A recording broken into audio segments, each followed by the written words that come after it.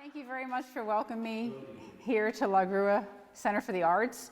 I'm grateful to Kelly, I think she might have stepped out, Kelly Rusharel for arranging my visit, and yeah, there's Kelly sitting in the back, and to Olivia from Bank Square Books for facilitating my book sales. Thank you very much for coming, and also to Dan for that nice introduction. And we're so fortunate, I reflected as I put these notes together, to have the freedom to gather together this evening. We're safely enjoying a program in the comfort of this solid building. And on the other side of the world, the people in Ukraine are under attack, fighting for their country and for their very lives. And the buildings in which they seek refuge are being toppled by the invading Russian forces. And I think about that a lot. I hope reflecting on the real hardships that many are facing in this world gives all of us who are privileged to live here in the US the perspective of contentment and gratitude. And that seems so elusive with all the stress that we're under in our society now.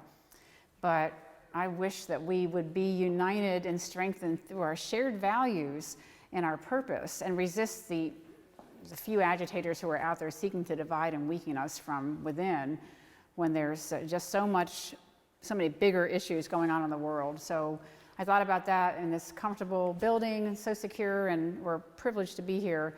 And I'm really thankful that all of you have come tonight to share a little bit about the Coast Guard. And the U.S. Armed Forces have a noble mission to defend the freedoms that we cherish and preserve, and to preserve our democracy against the external forces that would threaten us. And I'm proud to have spent 40 years in the Coast Guard as a member of the Armed Forces. And I don't know if everyone even knows that the Coast Guard is a member of the Armed Forces. So that brings me to the topic at hand, and we have one of the services shown up here with an icebreaker. But I'm pleased to be part of this Military Matters program, which puts a spotlight on the armed forces, whether it be the Coast Guard or the others that are serving our nation. I'm excited to speak with you tonight about my favorite of those armed forces, which is the United States Coast Guard. And speaking of the 6 armed services, do we have any veterans here tonight? I know we have a graduate from the Coast Guard. I know we have Matt back here from the Coast Guard Academy, 1960 grad. Matt, what year were you? 89 from the Coast Guard Academy. Anybody, I'm 1982 graduate. Anybody else from any of the armed forces? I know we've got, that's right, you were in the Army, Susan, and also works now at the Child Development Center at the Coast Guard Academy.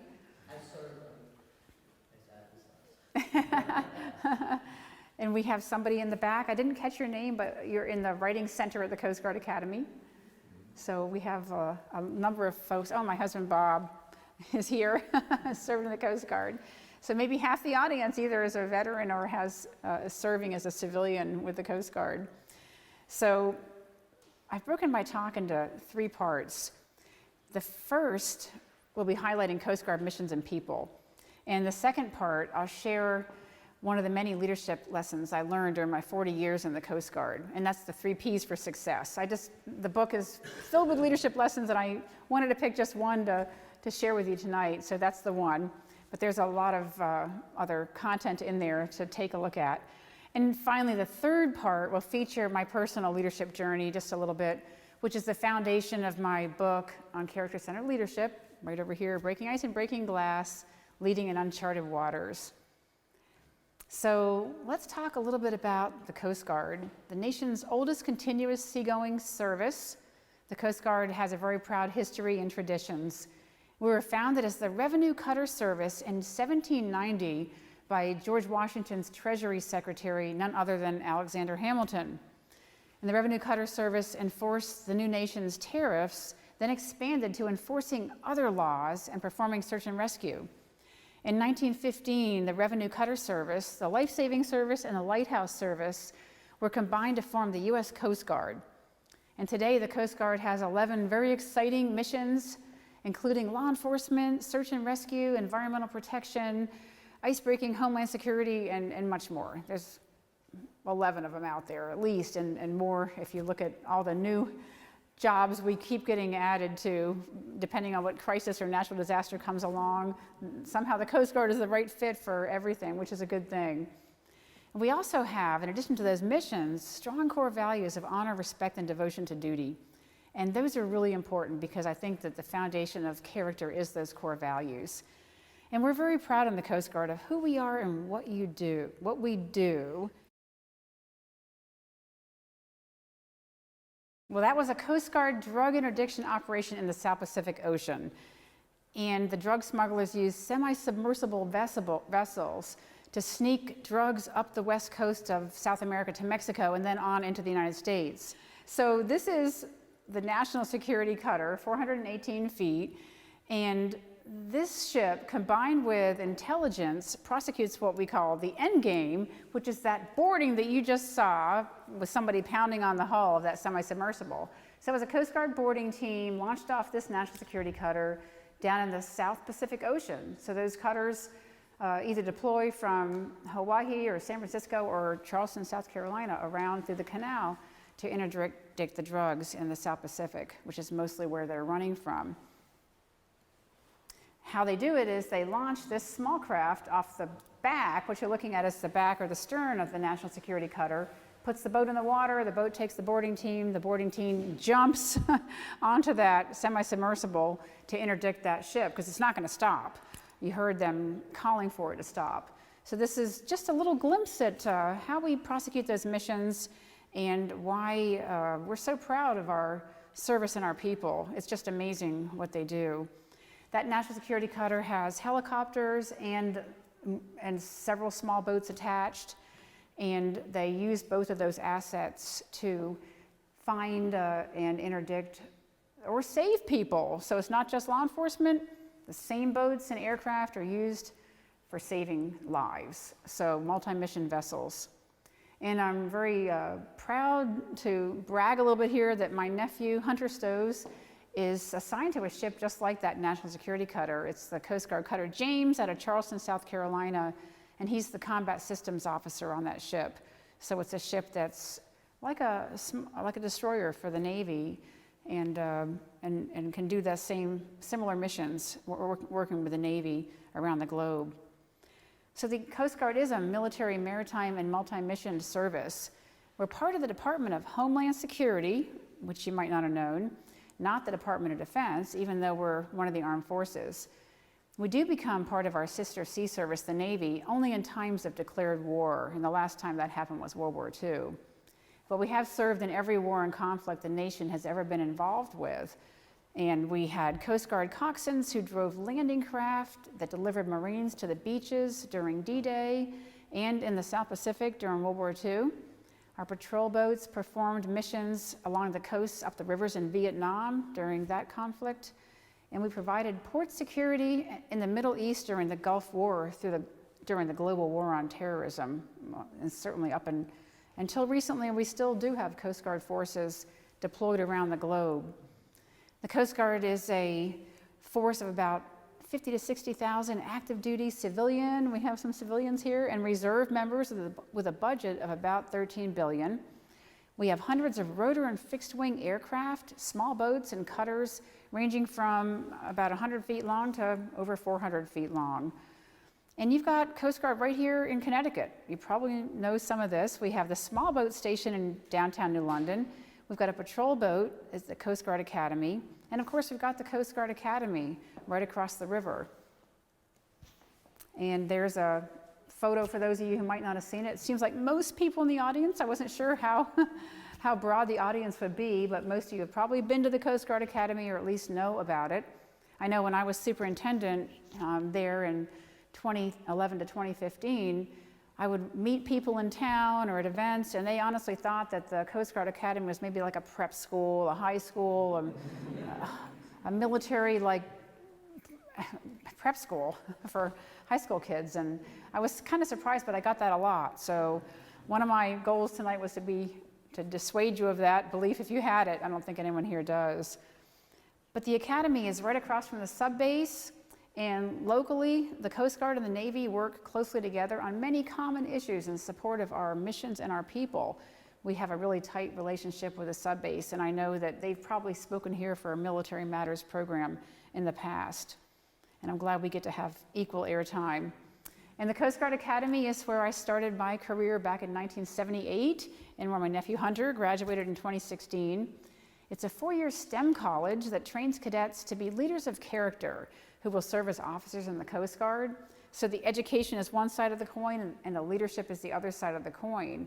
And most colleges are training young people to have a profession, to be students and to have an academic degree. But we graduate our young people with a BS degree and with a commission to serve their country and with a competency as a leader of character. So I think that's a very good point to distinguish us from other colleges. And every cadet learns leadership through seamanship. I think I've got a slide on that in a little bit, but we have different seamanship programs down on the water that help our young cadets learn how to lead. Let's see, cadets marching and demonstrating morale and team spirit for sports.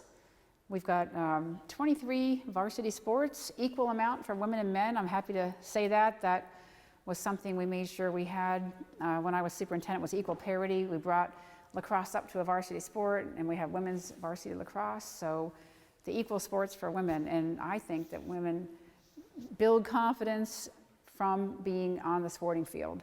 So I know I did when I was a young person, so I'm happy to see that we have so many sports and activities there. So the Coast Guard, I touched on this a little earlier, is not just local. We're deployed internationally too, not just back during the conflicts I talked about, but today we have the 418-foot national security cutters patrolling in the South China Sea. And you know what? I have my Eagle slides here that I forgot to bring in. I knew I had the picture of the cadets on the Eagle. That's part of where they learn their leadership, is the seamanship on the Eagle and on the waterfront with the smaller boats. So the national security cutters are patrolling at this moment. We have them in the South China Sea, protecting or maintaining a presence for national security interests over there. We have 6 brand new 150-foot fast response cutters over in the Persian Gulf, maintaining our interest in that area and serving to protect the Navy over there with their fleet.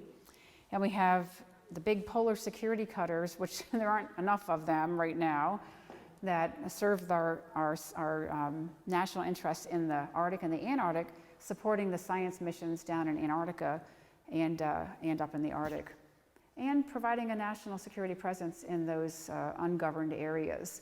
We have a program to build new polar security cutters, so there are 6 more of those that are supposed to be coming in the future to replace the 2 that we have left. So those overseas missions, you might ask yourself, why the heck are we overseas doing all these missions? But keeping America safe and secure at home starts with pressing the threat out and keeping the threats away from our shores. So that's why we have the Coast Guard providing a softer power presence in these foreign areas so that we can interact with most of the navies around the world are the size of our Coast Guard. So the Coast Guard is an enabler in soft power diplomacy overseas. And I don't think many people know that. They think the Coast Guard is small boats right here in New London, the Coast Guard small boat station or the small patrol boat, but we are much more than that, and I think it's important to let you know. So I told you that I was going to do 3 parts to my talk. The first part about Coast Guard missions and people, second part about a little bit of a leadership lesson, to pick one, and this is the 3 Ps for success. So everyone in the audience who's just seen a little bit of the presentation here expects the Coast Guard to successfully execute those missions and to operate those ships and assets. And that means Coast Guard people have to be prepared to perform. And what it takes to succeed in the Coast Guard is really no different than what it takes individuals to succeed in all lines of work. So my talk applies not just to the Coast Guard, but to anybody who might want to look at how to succeed. And that's why I want to share one of the many leadership concepts in my book, Breaking Ice and Breaking Glass. So we'll talk about the 3 Ps for success: preparation, performance, and perseverance. And each of those words by itself is important, but the power is in the formula. You've got to pay attention to all 3 elements for success. And a lot of times people stop at the preparation and performance and they forget to persevere. And especially younger people sometimes will run up against an obstacle and fall back and quit. So it's a virtuous cycle of preparation, performance, and then persevering. So that's a video of a 47-foot motor lifeboat training for rescues out in the Pacific Northwest, where the seas are pretty treacherous all the time. They build up all the way across the Pacific. And I showed you the 418-foot national security cutter earlier, but wanted to contrast it with this small boat and a different whole mission. The mission of this motor lifeboat is rescuing, search and rescue in the rough seas where nothing else can get to a disabled fishing vessel or vessel of any kind. And this boat can roll over all the way around underwater. So it's yes, it's very seaworthy. It's self-writing. It's really interesting. I was the program reviewer on the contract for this when we were building a new one, and it was the specification to develop such a boat is very complicated. And the people who drive it are very, very well prepared. So the point of preparation is they have to train and train and train in these kind of rough seas to be ready to go out there. And usually when they go out for the rescue, it's at nighttime. So you don't have the benefit of being able to look around and see where you're going. In the Coast Guard, our motto is Semper Paratus, always ready. So we train constantly to prepare for those dangerous missions, whether it's this one or any of the other ones you'll see tonight. And the missions are the big things. And people understand that you need to prepare for the big things. But what I've seen when it comes to success is that people kind of stop being so serious when it comes to the smaller things. So they're not putting everything into it. If it's a job that they don't really want to do, it's not their primary responsibility, they do their best at the main thing, but they don't do their best at all the other smaller requirements that are expected. And sometimes I've seen people fail not because they can't perform the big job, like driving that small boat in those waves, but that same person who's the coxswain on that boat might come back and have a different collateral job to do back at the station and say, well, that's not worth my time. That's not going to be one of your highest, most successful performers if the person can't do the small things and attend to the small things with the same commitment that they attend to the big things. And if you can't attend to the small things, what's to say that you're on the mission one day on that small boat and you haven't been paying attention to the small things, so you haven't been tightening things up or strapping yourself in right, because that's a small thing, and then you have a big accident. So the preparation is really, really important, and with it, paying attention to the little things, which prepares you to be ready to perform the big things, which can happen without the warning or notice. And in the Coast Guard, we call that having a bias for action, being ready to respond without any notice, and it happens all the time. And I want to tell a little bit of a story about a cadet who was ready by focusing on the small things. So each of these pictures will have a story to go with it. And it's not a story about somebody who drove a lifeboat, but it's a story about a cadet at the Coast Guard Academy. And he was a member of the hockey team. And the hockey team was going down to Merchant Marine for a game one night. And it was dark when they came back. It was like midnight. By the time they got done, the bus is a charter bus coming up I-95, and they had snow, so there was some snow on the sides of the road. And Alex Mead, this cadet who was on the ice hockey team, was sitting up in the front, and he started to notice the bus driver showing signs of an epileptic seizure. And Alex knew that because his cousin has epilepsy, and he's seen how people start out when they have a seizure coming on. And so he told a couple other cadets, we got a problem here. There's a bus going down up I-95 at 60 or 70 miles an hour, and the driver's having a seizure. So these cadets got into the seat of the bus, somehow managed to find out where do you find the brake? And they tell the story that in trying to find the brake, the door flew open because there's all kinds of handles. They finally get the driver pulled out of the seat, and he was a very large, obese individual. They pull him out of the seat, they get into the seat, they stop the bus along the side of the highway, they get the bus driver out, they call the emergency for help, and everything works out okay. But if Alex Mead hadn't jumped into action, prepared to have that bias for action, to not just sit there. He'd been preparing as a cadet to jump in and take initiative. They wouldn't have had that outcome. Later, Alex Mead graduated from the Coast Guard Academy, went on to be a pilot, and just last year in Hawaii, where he was the pilot on a helicopter, he was able to go out and save the pilots that when their fixed-wing commercial aircraft crashed into the water. He went out and, I guess I can't say saved. The unfortunate thing is the pilots had died, but he was able to recover, be the person on scene in terrible conditions of weather, which is why the plane went down, was able to lower the rescue swimmer and recover the person who had been the pilot. But being ready and starting out when you're young and doing the little things, as preparing as well for the small things as you do for the big things, makes you ready to go out and succeed by being able to act when you most need it and you don't get any warning.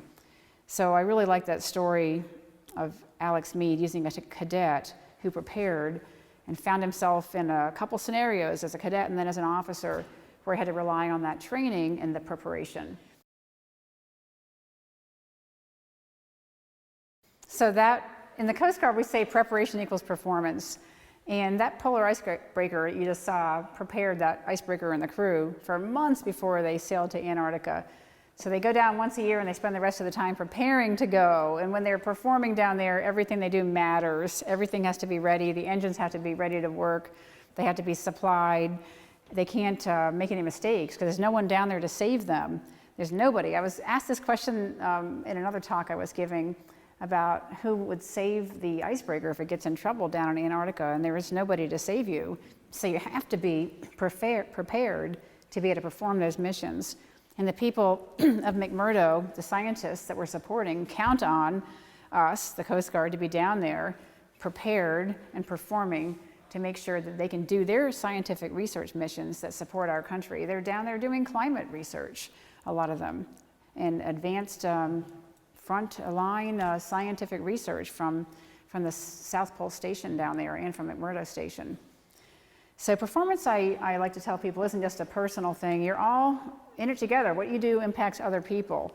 And when all of us graduate from the Coast Guard Academy, go out to our units, you start to have responsibility. You're standing the watch, you have to prepare yourself and then you perform on the watch, because when you're standing the watch, either as an engineer like my husband Bob was on the Polar Star, or me as a deck watch officer, and I was on the Polar Star too, you have to be responsible for everybody else on the ship who's sleeping. If it's nighttime, the captain's not on the bridge. So you've got that responsibility. So the performance is, once again, you can't make any mistakes. So whatever job a person is assigned, they've got to do it well, because the fate of other people depends upon each individual performing at their best in the Coast Guard. So perseverance, our last story. Preparation and performance are nothing if you don't persevere, if you don't continue going to reach your goal. And there's a lot of roadblocks, adversity, hard times. I get asked to talk a lot about that in this day and age with everything from COVID to natural disasters to wartime conflict. You have to be constantly prepared and persevere, not letting challenges and hard times stop you. It's kind of like ice breaking. When you get to the ice, you got to keep breaking through. You can't just let it hold you back. You got to keep backing up and then ramming harder until you can break through it. And you emerge stronger than before when you go through the adversity.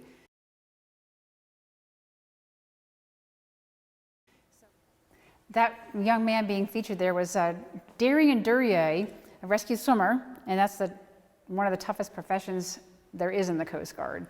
It's very dangerous and very hard to pass the school and get the qualification. And Darian started out as a cadet when I was a superintendent at the Coast Guard Academy.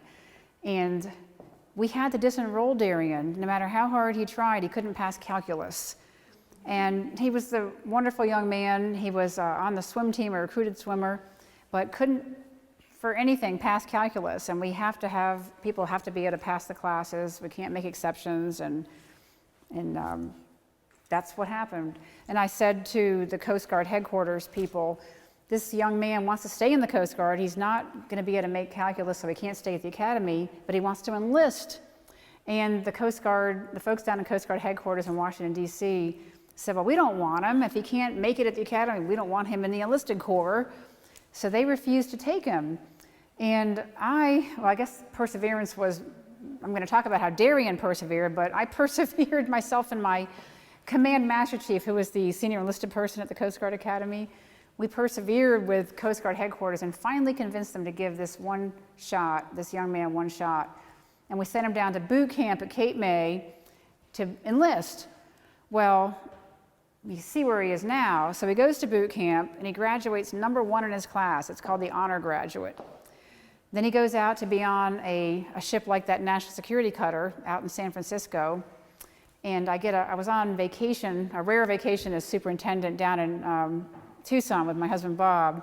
And I get this call from my admin assistant Bonnie over at the academy, and she says, Admiral Stosz, can you make time in your vacation to do an interview with the Pacific area public affairs officer, because Darian Duryea has been named the Sailor of the Year out there.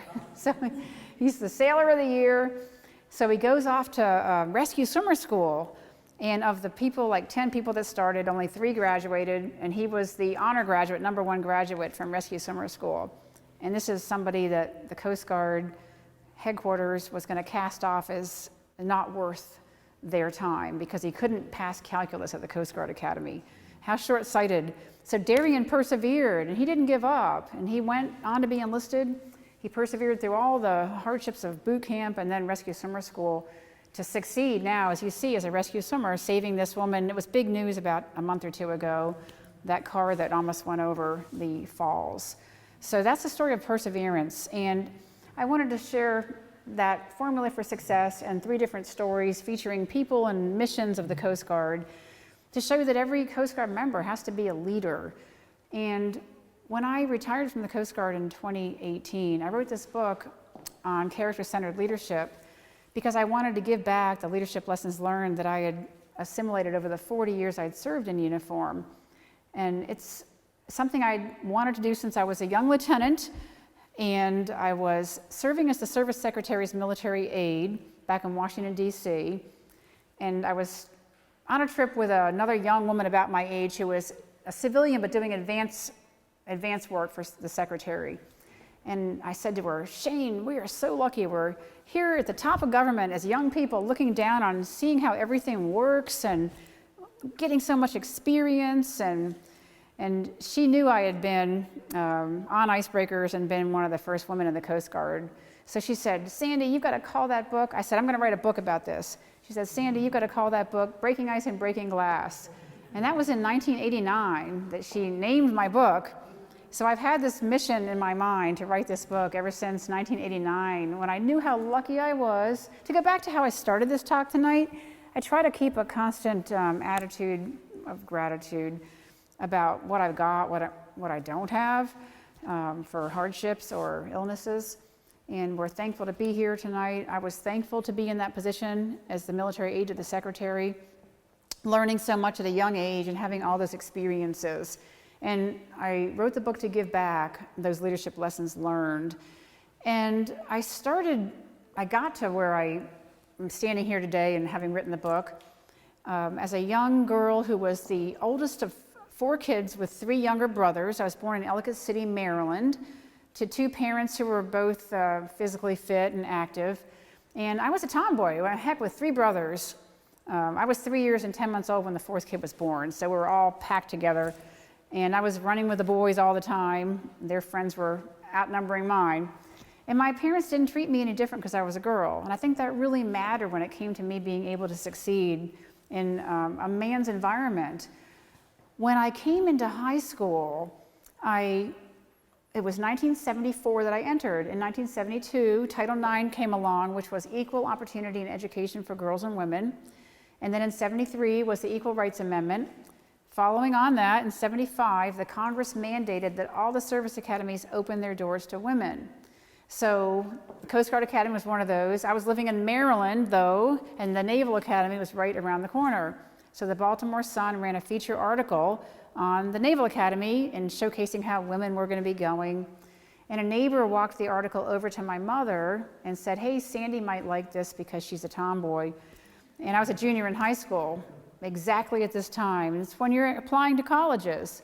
And so I say all that to say that a lot about life, I maybe have achieved some measure of success, but a lot of it was being born with 3 brothers. A lot of it was chance and circumstance of my neighbor walking that article over to me. I didn't read the Baltimore Sun as a teenager. And so I applied to the Naval Academy, and it was a congressional nomination, so I slogged through that process.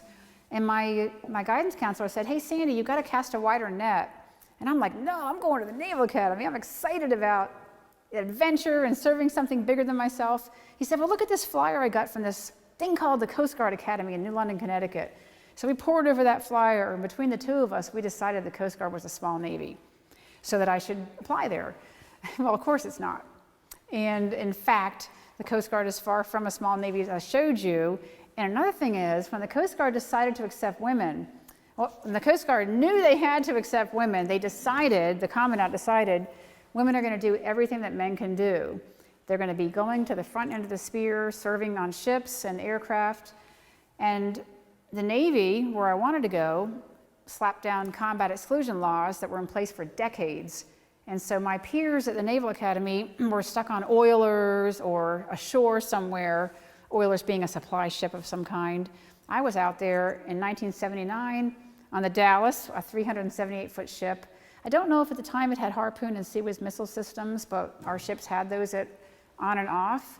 I was right there on a combat-type Coast Guard ship, and my commandant, the service chief, didn't exclude me.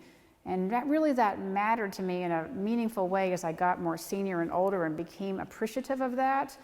And it helped me to be a more inclusive person, to not exclude others, because I had seen the benefit of being able to go to the service academy, being able to serve on the pointy end. And I think that helped me become the leader that I did become and to achieve some measure of success, because I was able to lead by giving back and empowering the people who were the ones working for me, because I wanted them to be included and have the opportunities that I had had along the way. And if you do that, all you have to do is stand there, and your people are going to do all the work and make you look good. So smart leaders know that the power comes from the people, the good people around you, like I tried to showcase throughout most of this presentation, who were out there leading in the Coast Guard, doing the hard work on the front lines, while people like me provide some strategic guidance and policy rules. But there's a whole team of people out there working together, and I hope some of that shows up in the presentation tonight and in the book.